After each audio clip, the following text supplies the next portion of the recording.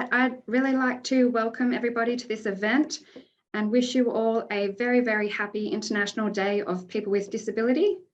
It's my pleasure to welcome you to this event about being fearless and fabulous. My name is Susanna O'Reilly and I'm the Director of Your Story Disability Legal Support.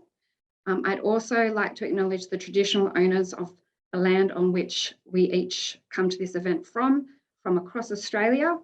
For me, it's the Gadigal people of the Eora Nation. I'd like to pay my respects to their elders, past, present and emerging, and also acknowledge any Aboriginal or Torres Strait Islander people at this event with us today. A little bit of housekeeping before we get started. The event is being recorded and it is also being live streamed on Facebook. You can ask questions in the Q&A or you can post questions in the comments on Facebook. And our fabulous Fiona and Kim from Your Story are going to be helping out with the questions and bringing them into the event. The questions via the Q&A can be asked anonymously. And also, if you have any issues at all with tech or accessibility, Fiona and Kim will also do their best to help sort those out. We also have our fabulous Auslan interpreters with us today, Marie and Melinda, and also our fabulous transcriber, Teresa. So you should be able to see the Auslan interpreter and the captions on your screen now. But if you're having any issues, at the bottom of your screen, there is a CC live transcript icon, and you can click on that and click on show dialogue and those captions should come up. But if you do have any issues with that, just reach out to Kim and Fiona. So the event's going to be pretty fun today, but I did just also want to add, if you do feel the need to reach out for any support, there is free counselling available through Blue Knot on 1-800-421-468. So I'm now very excited to introduce you all to our fearless, fabulous and also funny panellists.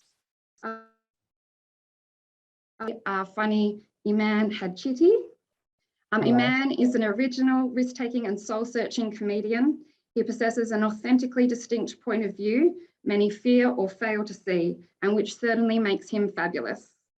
Born in South Australia and currently living in Melbourne, but coming to us from Byron Bay, Imaan and his sister Rima are the only two known cases of Rima syndrome, a genetic condition causing small stature. Imaan is 107 centimetres tall, and many of his comedy routines focus on the way people respond to his height. Starting his stand-up career at only 15, he won Triple J's Class Clown Comedy Contest. He now has more than 15 years international experience with sellout shows at Edinburgh and Adelaide Fringe Festivals and also the Melbourne International Comedy Festival. You may have also seen Imaan on You Can't Ask That, Balls of Steel Comedy Central, Wilfred, The Morning After, or Batoot. Also on morning radio this morning promoting our event, which is fantastic. So welcome, Imaan. Hello. We're also joined by Dr Bridget Cullen. Bridget knows what it's like to work, care and struggle to hold it all together. Bridget was appointed to Australia's Administrative Appeals Tribunal in 2017 and is assigned to the NDIS Migration and Refugee General and Veterans Appeals Division. Before this, Bridget was on the Queensland Civil and Administrative Tribunal.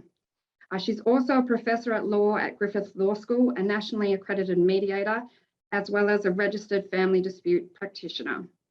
When Bridget's not wearing her lawyer cape, she's juggling a busy household with kids, dogs, ducks, a husband, and a perpetually large pile of dirty laundry. Bridget's son, Daniel, is intellectually disabled and autistic and non-verbal. He's simultaneously adorable and mischievous. Bridget's dark sense of humour is her superpower, and a skinny mocha is her energy source, which I'm not surprised that you need. Bridget enjoys connecting with people who are also part of the disability community. Finally, it's my pleasure to introduce you to the fabulous Michael Baker. Michael is a disability advocate at Intellectual Disability Rights Service, a New South Wales advocacy service that specialises in legal issues for people with cognitive disability. At the moment, Michael is working as an advocate supporting people with disability and their families who want to share their story with the Disability Royal Commission. And before that, he worked alongside people with disability in the criminal justice system to understand and assert their rights. And he also has a background in autism-specific support, mental health outreach, and youth work. An aspiring criminologist, Michael is completing an honours degree in criminology and criminal justice, researching how criminalised people with cognitive disability conceptualise justice and redress. He's also passionate about astronomy, Bollywood, neurodiversity, and queerness, and knows what it's like to feel and be different. He's continually motivated by the disability community to be fearless and fabulous, no matter what life throws his way. So please welcome our funny, fearless, and fabulous panelists. Imaan, I'm going to start off with you. What is it like being so fearless and fabulous? How do you do it? Well, it's fun to be fearless and fabulous. It takes some work, but it's about because being fabulous is a state of fearlessness. To reach fabulousness, you need to be relaxed and know that if you were to trip over, that you would be caught. And when you get rid of the fear of falling over and hurting yourself, then you are given the confidence to be fabulous. So I'm very lucky that I've been able to travel the world and do what I do because of the support that Australia can give me. So yeah, I'm very lucky. Yeah. And what do you love about the disability community? This is an interesting question because I never really thought there was a disability community. There's just a community and there's disabled people within it. But that's just my experiences. But I guess because I'll tell you a story about when I did in Edinburgh. I was doing a show late at night and I was doing a karaoke show and I was singing Killing in the Name Of by Rage Against the Machine, getting all hyped up, and I started crowd surfing. And the community held me up, just everyone was holding me up when I was crowd surfing. And then I was getting towards the end, I almost fell. And some guy caught me and brought me back to the stage. And I turned around to see who it was to thank him. And it was a guy on one leg who caught me and started hopping away. No mention of anything. And I think that is a great example of how community and disability is one big umbrella and not separate. I love it. Great story about being fearless as well as the disability community. Yeah. Bridget, what about you? What do you love about the disability community? Well, I think I might have more fear than Imaan. I've never crowd surfed. I confess that to you now. What I love about that was brilliant, actually, what Imaan said about being one community. I don't have a disability. I care for somebody that I love who has a disability. And I think what we all crave is understanding.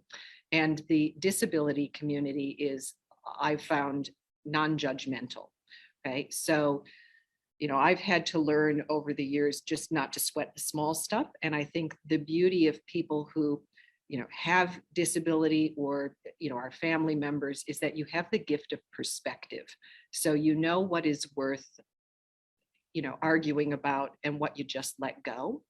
Okay. And, we all have to, tolerate, in my case with my son, we take him out to a restaurant. He might decide that he would really prefer to eat his dinner while sitting on the floor next to us. Or, I have friends who have, children that need to only wear, one color clothing. It's just making it work and just getting on with life. It's the lack of judgment. Thanks, Bridget. And Michael, how about you? I think the way that I approach this question was thinking about what other communities am I a part of? So I'm a part of the queer community, the academic community, and certainly the disability community. But what I love the most about the disability community is it's got such a strong sense of solidarity, as both Imaan and Bridget sort of hinted at, this oneness.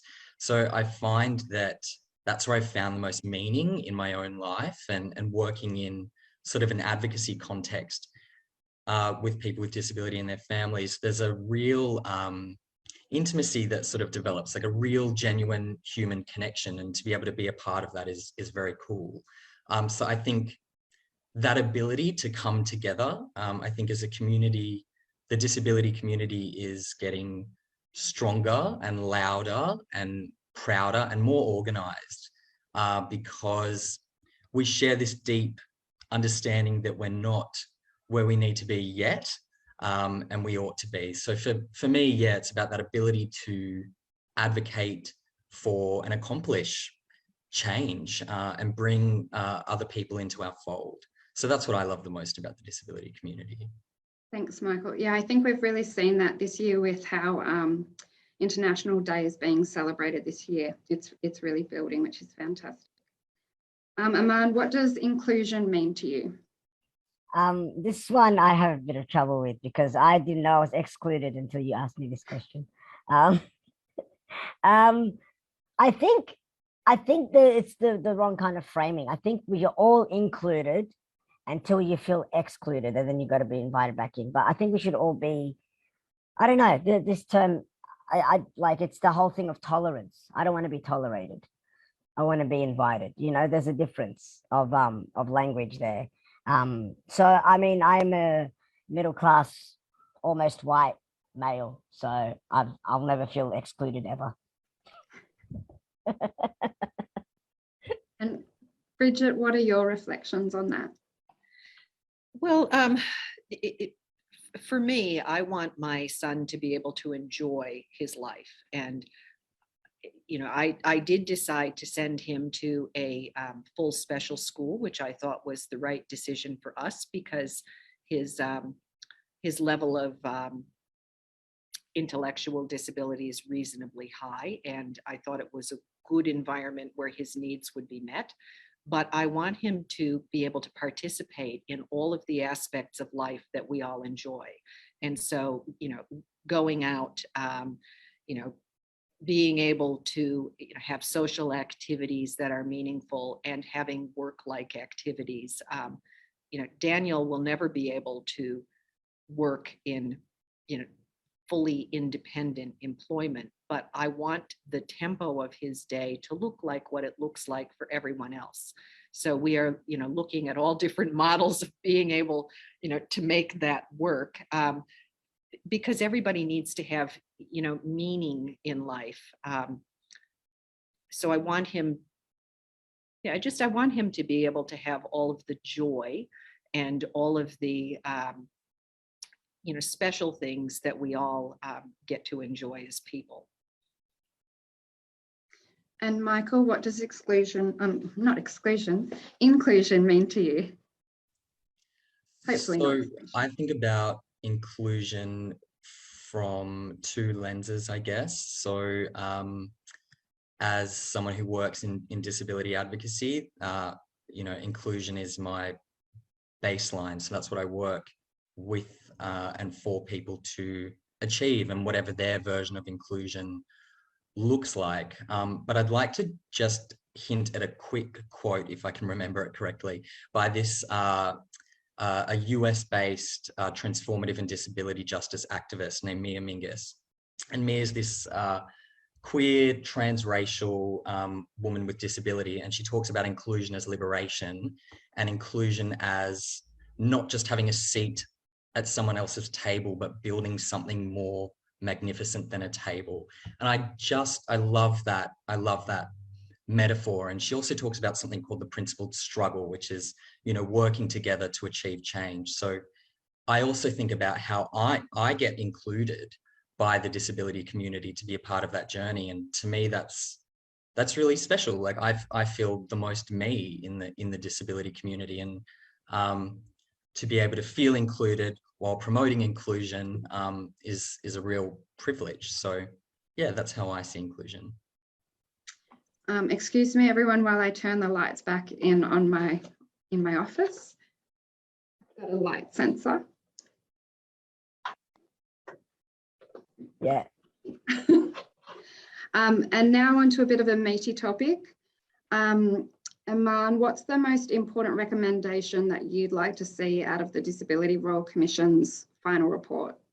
So I'm going to be candid and honest here. I did not know that there was a Disability Royalty Commission happening because I'm not, as you know, I'm not that involved in advocacy like these amazing people like Michael and Bridget who are putting the hard work in so I could have a nice life. But I think now when upon reflection, there's a little bit of things that just don't need to be as difficult as they are to prove, like the ability, like to ask someone to prove they're disabled is a really I don't know, it's a bit hard because like I just send them a picture of me not being able to reach a doorway and that's not enough in this system, you know. Like I had to when I got my car modified, I wasn't able to get funding to get it modified because I wasn't disabled enough, whatever that means. So I think what I would put as a recommendation is to allow flexibility and common sense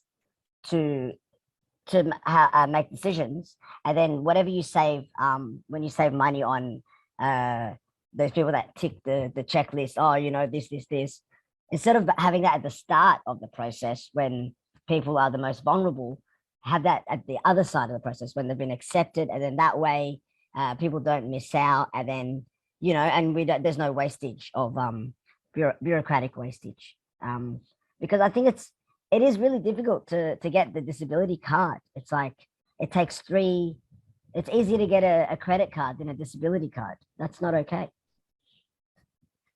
Well, I think it's fine that you've been candid, Imaan, because that's what we hear a lot, and it's great to now have you on board and letting people know about the Disability Royal Commission. Yeah.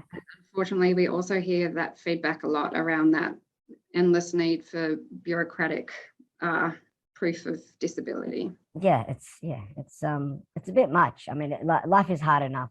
You shouldn't make it harder just to pay a few wigs on the top or in the middle, not even at the top. And Bridget, what recommendations would you like to see, and how have your experiences? Okay. Well, I do have a wish list. I'll try and keep it short.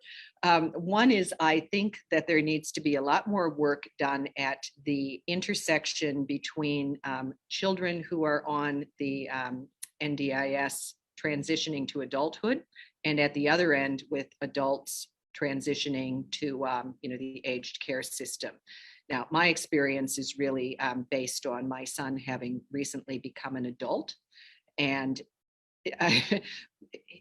myself and his father had managed his plan quite effectively together for a number of years. And at 18, the agency just set Daniel loose, to be able to do whatever it is he wanted to do, and made it very, there's always good people that are willing to help, but the system has so many layers. It's like an onion. You think, well, it was working well before. Why can't we just seamlessly transition across? But like Imaan, being asked to identify myself again, and then not being able to do that electronically, but having to physically attend an office in an inconvenient location. All of those small things become very cumbersome when you've already got, in my case, a caring burden. Now, I mean, I use the term burden. I love my son. I'm happy to do it. But the reality is that there is limited time, and being able to ease up some of the red tape, it doesn't need to be as high. There's a lot of people, in families who are doing the right thing and don't require the same level of, I guess, government overlords to be able to, it's a balancing test. I mean, it's taxpayer money, so it needs to be accountable, but it doesn't have to feel like we are all prisoners. Yeah, I agree. And Michael, what would you like to see? This is going to be really hard to keep short. I'm going to do my best. There's a hell of a lot I want to see. And I hope this doesn't sound too negative to start with, but what I would really love to see is ableism recognized and resisted in the same way that other categories of oppression like racism and sexism are.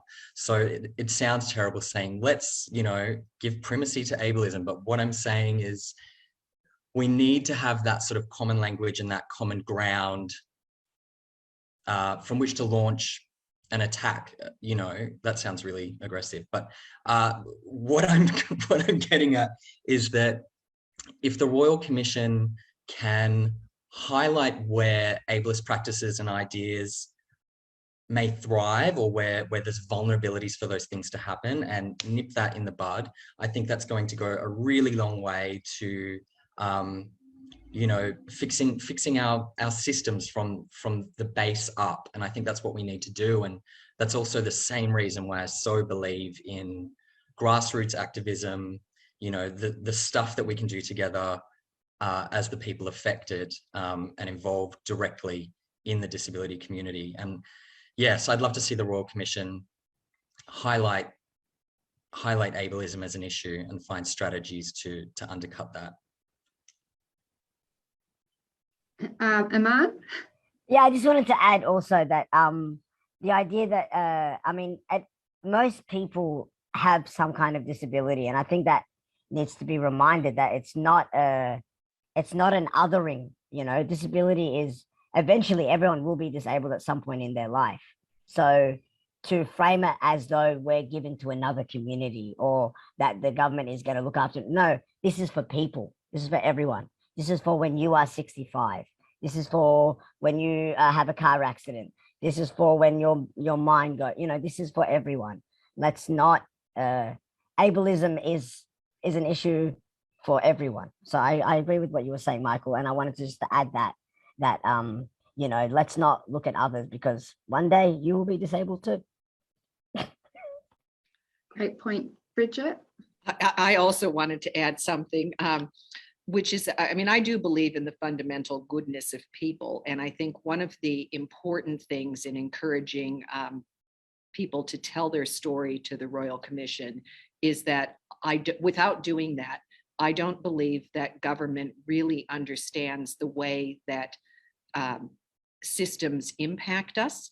I mean, nobody is trying to make it difficult. So the importance of being able to explain how things could work better is, I think, key to system reform.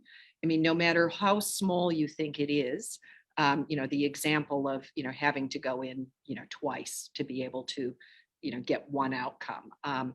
You know, please consider telling somebody about that so that there can be change. And Lorraine, I love your comment in the chat about getting in touch. We'd love to hear from you. And Michael, I know you have done a lot of work with the Royal Commission in some research around policing, and you're also doing a thesis on justice and redress for people with disability that have been criminalised. Do you have any views or perspective or recommendations from your work in that area that you'd like to see come out of the Commission? Yeah, I think the othering that Imaan mentioned is, or arrives in its most consequential form, in criminalization of any group. So I don't see the justice needs of people with disability as distinguished from the needs of people of color and First Nations people, queer people. You know, we all have a right to be here and have so much to contribute. And for me, the criminal justice system is like the most othering force that exists in society. So I would love to see, you know, the Royal Commission go really hard at, you know, fixing every other system that leads people to end up in the criminal justice system. And that's, you know, yes, the systemic stuff, but also attitudinal stuff in the community. I just want disability to be a big common part of everyone's experience and everyone's conversation. That's what I think where we need to get. And I've got a question that's from Kelly from our info line at Your Story. And I think she knows you, Bridget. You were her lecturer at university. So I'll start with you, but how can someone be a positive advocate for the disability community? Look, I think that it is important that there is support for all of us in trying to achieve, systems change. And I think, just listening and trying to understand is what I value. Helping people tell their stories, I think, is important. And also, for those of us who work in certain areas, being able to help people advocate positively, I think, achieves better results. So things like identifying, where the appropriate forum for complaint is often important. There's no point in making a complaint and getting somebody offside if they can't actually do something about it. And I see this happen a lot in school settings. If there's a policy in place that needs to be changed, that is something which we can all write to government about. But there's no point complaining to the teacher, if that makes sense, because they don't have the ability to change that policy. So it's, helping to engage with government where we can all advocate and have a voice about how we want our policies to operate. And Michael, what do you think in terms of how people can be a positive advocate for the disability community? So in the work that I do, the activist and the justice space, the formal advocacy, that's definitely one avenue. There's definitely plenty of advocacy services out there. And I think it would be great if anyone had a need for advocacy or might have a need for advocacy to contact disability advocacy services. They do a great job across the country.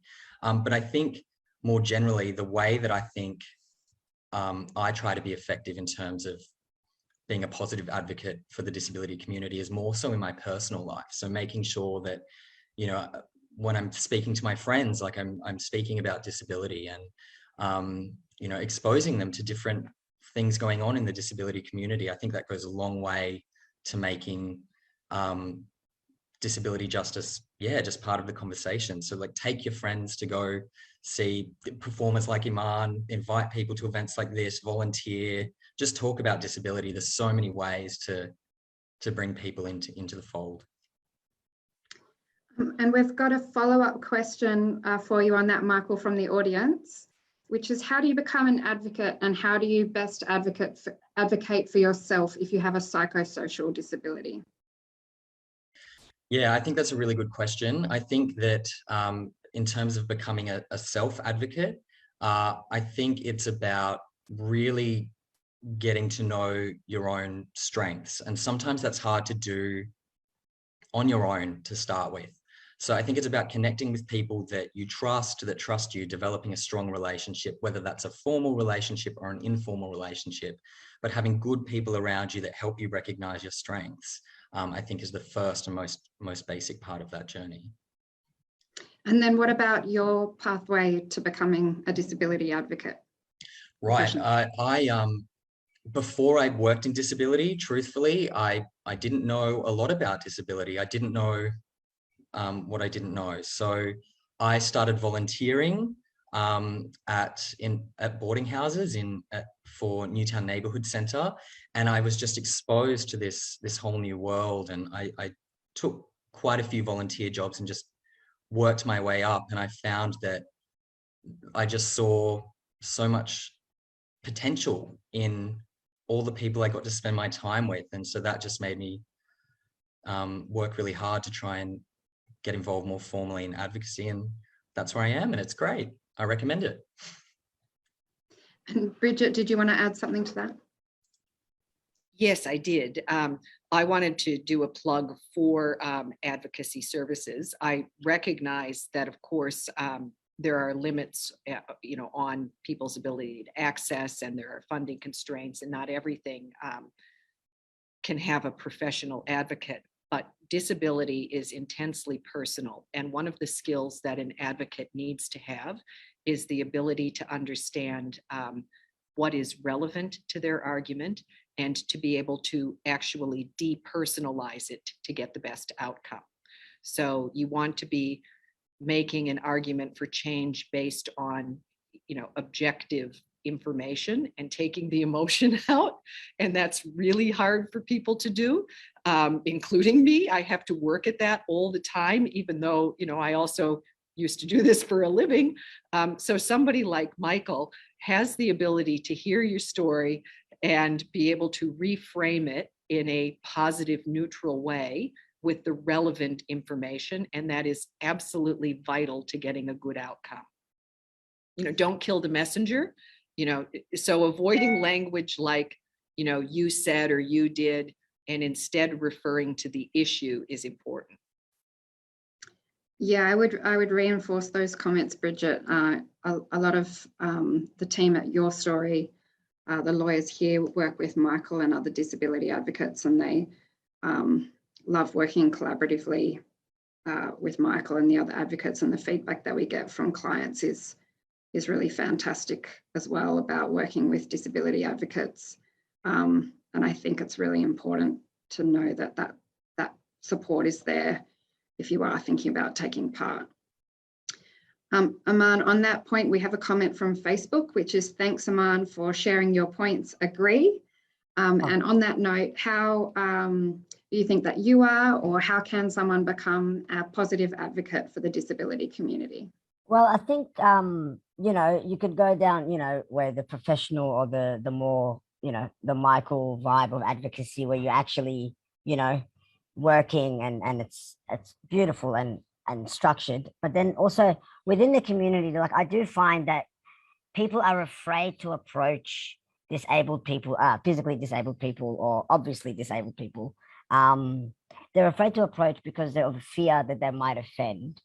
And I think the fear of offending isolates more than the acceptance of keeping your mind open and having a discussion and knowing that you could be wrong and learning from that, as opposed to being afraid to never be wrong and then not saying anything and then leaving the disabled person kind of isolated within society. I think to advocate for disability is to try and not see the disability as the first thing you see, but go like, oh, nice hat, you're welcome. That kind of thing, where it's just not to make the big song and dance so you can start, feeling part of society and not as mostly framed as a burden on society, but something that enriches it and has something to say and has stories that don't need to be through official channels, but even someone at the cafe, like, just to keep it light, man. It's not as serious. Just be nice. Don't be afraid. And we've got another comment in the chat. Disability doesn't define anyone. It's part of who we all are. Bridget? Sorry, I don't want to take up more time than my share, but I just thought, as Imaan was talking about an example that drove me a little bit bonkers when my son was very young and I was taking him to and from kindy drop off with my older boy. And I was continually being asked questions by other mothers that were very well intentioned, but which were, about his issues. What's he not doing? What have you looked at?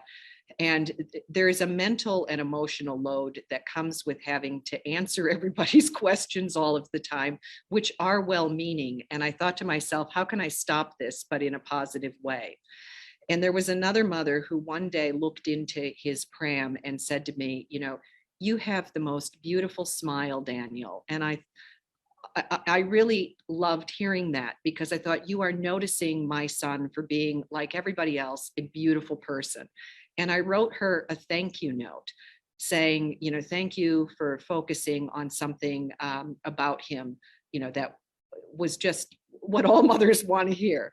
And it spread like wildfire. And it was like he was a rock star the next week, so the message had subtly, but in a positive way, got through that, I didn't just want to talk about the issues with his disability. He's my child. I want to talk about him. Imaan?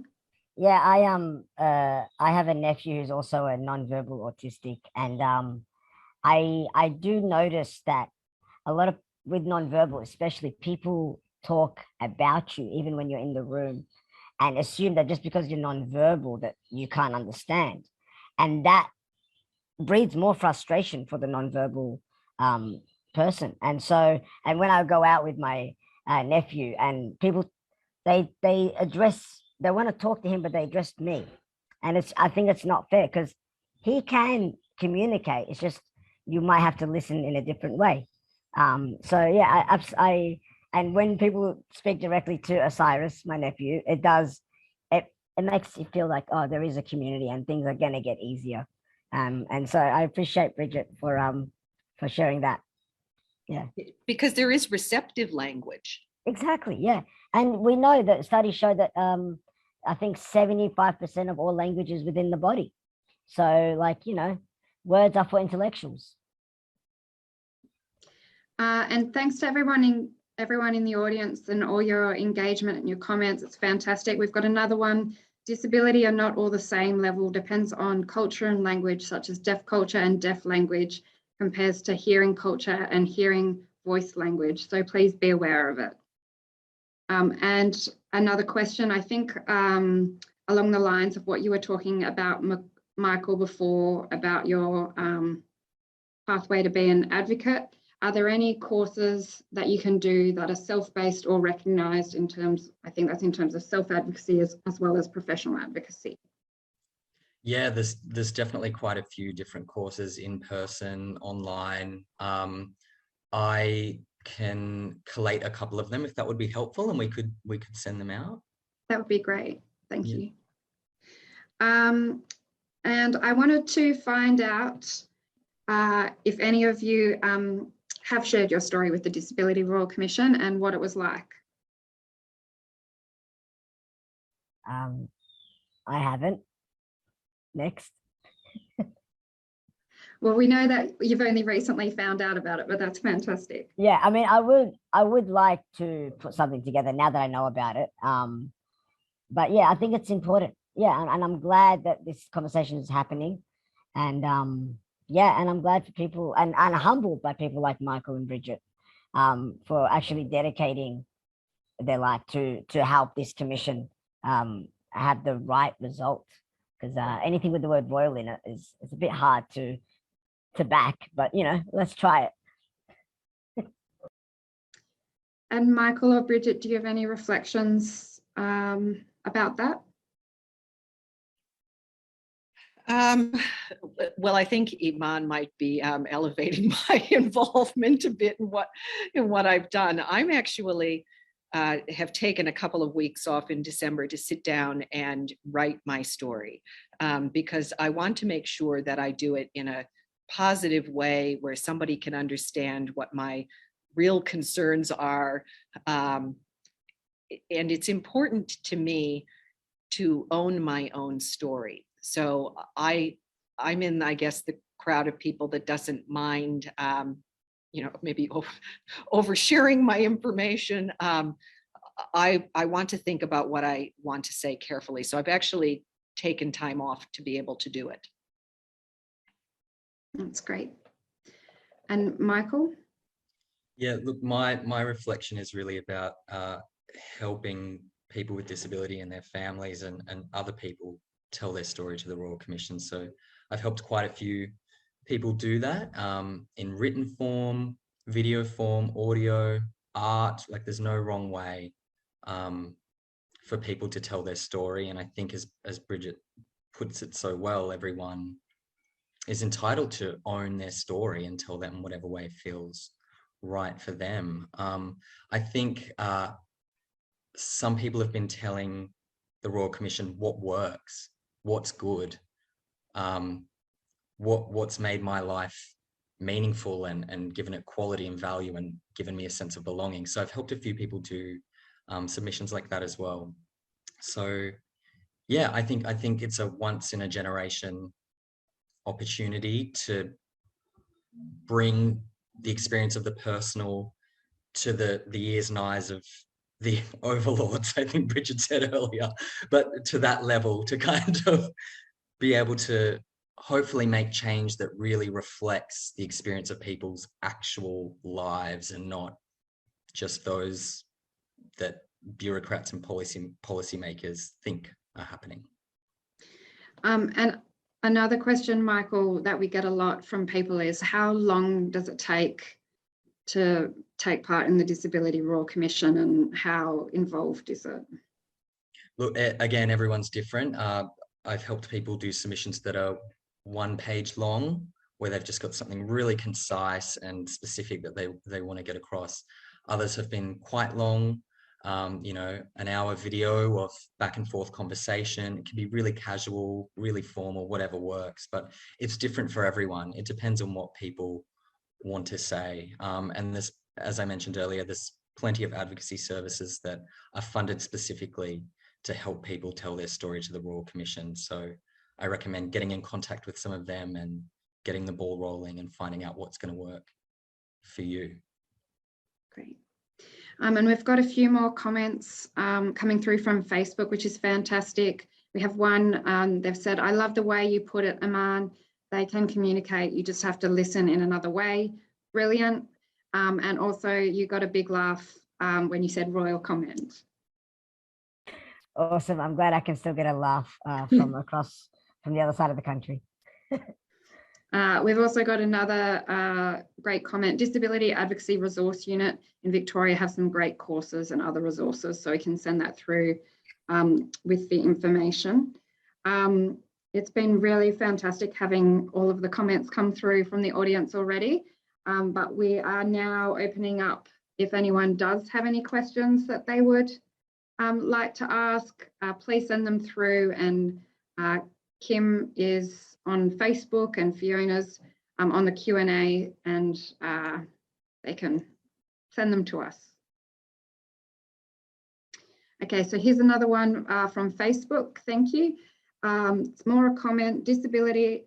Oh no, we've had that one. Can I ask a question? Yes. Can I put Michael on the spot? This is sort of a Dorothy Dixter that I wasn't planning, but I think advocacy training, some of the best training is actually mediation training, so that people can learn, because you often have to preserve relationships, you know, with people that are carers.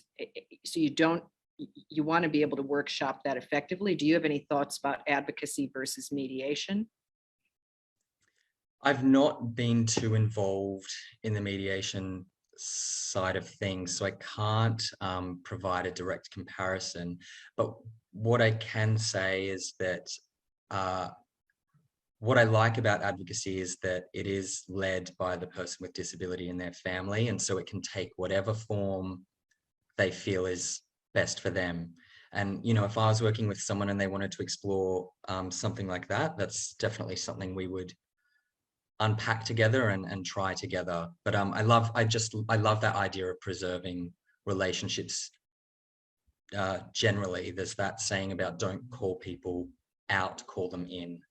And I think that's how advocacy should be approached. Yeah, but mediation's a good idea for people to explore as well, for sure. And another recommendation from the audience, Let's Talk Disability is really good awareness training, and it's led by presenters with disability. And then we have a question. On the topic of non-speaking people with disability, in a case where someone also has very limited receptive language, it is obviously important for us to find ways to be able to hear their story also. And do you have any tips on how to help support those people in more practical ways? Michael, thought you might be a good one for that. Yeah, perhaps. I know that there's a couple of advocacy services that are actually doing a lot of work at the moment in helping people who are non-verbal and have limited receptive language skills to explore ways that they can contribute to the Royal Commission as well. So I can provide information about some of those advocacy services. But I think as long as there is an interest within the Royal Commission, or that the Royal Commission prioritises engaging with people with those experiences of disability, I think the community will get creative to make sure there is a way that that happens. I still think there's a lot more work to do there, if I'm honest with you. But my hope is that we can come together and make sure that people of all abilities have that same opportunity. And another question, how can we better reach people who haven't heard of the Royal Commission or who don't realise that they have a relevant story to tell? And like I was going to point to you, Imaan, as the person who didn't know about the Royal Commission. I reckon the best way to get the word out on Royal Commission is some funny memes. We know that works. To engage the way media is now being received, we're going to need some outrageous article titles so people can engage on Facebook. I don't know. I mean, I think it's just to open the conversation and, I don't know, pester the media to talk about it. You know, if you want me to call Rupert Murdoch and say some outrageous statement just so I can get interviewed on Sky News and then change the subject, we can do that. Let's play dirty. I love the creativity. I probably can't do that, but I was going to suggest that, you know, with social media, even having the badge, you know, for something like Facebook, I've told my story. You know, everybody's got a coronavirus, I've had my shot. Something like that might actually get the word out there because family can circulate it. We've got some encouragement for you from the audience, Imaan. We've got to love it, do it. Yeah. And a great idea, Bridget.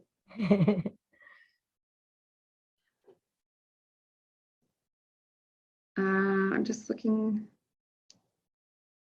Okay, so there's a comment from the Q&A box. Thank you all for your input today. It is honestly just so helpful to know sometimes that your experience is not totally unique and there is so much out there for people to best navigate life with disability for themselves or their family.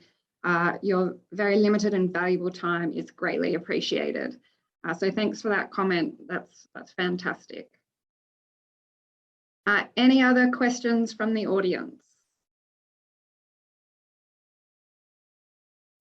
This is where I pretend to look for around the audience to see if anyone's got their hand up. From the virtual audience. Yeah.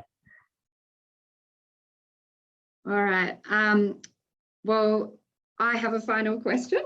Imaan, I thought it'd be a good way to finish off. Do you have any final words about being fearless and fabulous?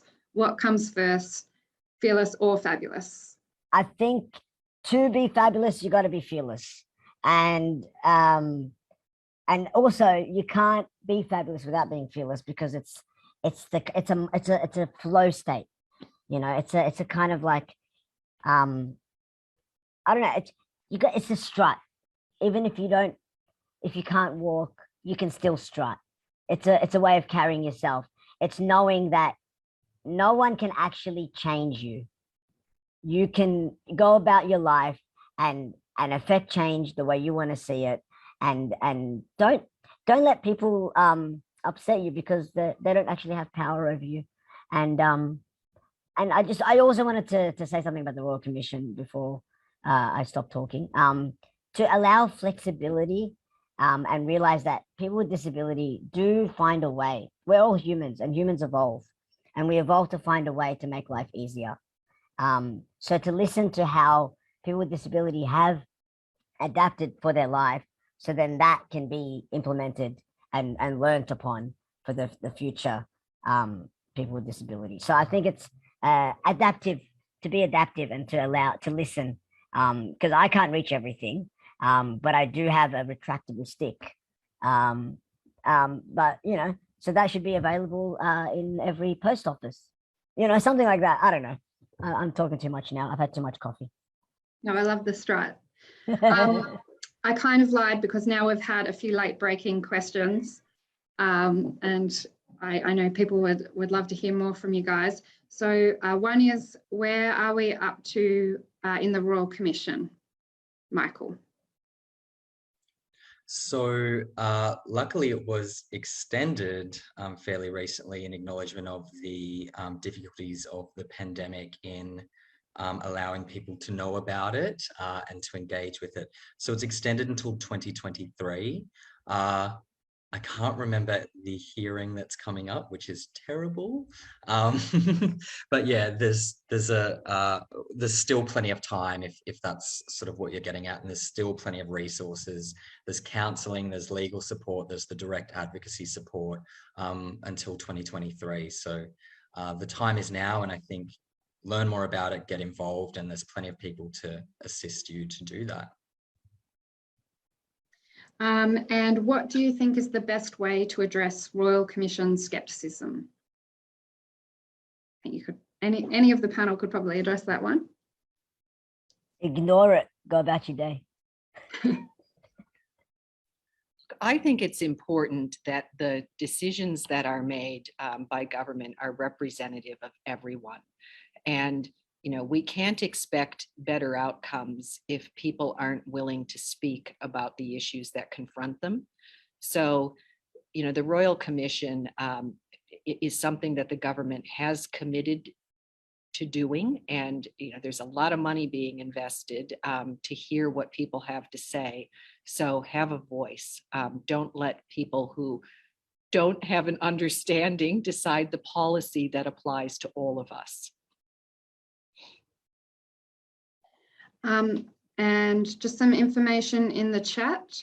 So there is a public hearing next week, which is on preventing and responding to violence, abuse, neglect, and exploitation in disability services, and that you can find out more information about the public hearings on the Disability Royal Commission website. And I thought a nice way to finish off would be some of the comments in the chat, which are fantastic. Thanks to you all, loved hearing your perspectives and experiences. The fearless, fabulous flow state, love it. And even if you can't walk, you can still strut. That's brilliant. So thank you so much to all our funny, fearless and fabulous panelists, to our fabulous Auslan interpreters and our fabulous transcribers, and to Kim and Fiona for all of their help and in organising the event, and also to all of the audience. It was really fantastic having your questions and comments coming through. If you are feeling inspired by this fearless and fabulous event and you want to share your story with the Disability Royal Commission, you can call Your Story Disability Legal Support on 1800 77 1800, and we can provide you with free independent legal support, and we can also connect you with counselling and advocacy services and people like Michael. And please do also let us know what you thought about today's events and what you'd like to see in the future. I love some of the ideas that have come up already about memes, and Bridget's idea about social media and showing that you've shared your story. Fiona's posted the feedback survey in the chat, and have a really wonderful and fabulous International Day of People with Disability, everyone, and thanks so much.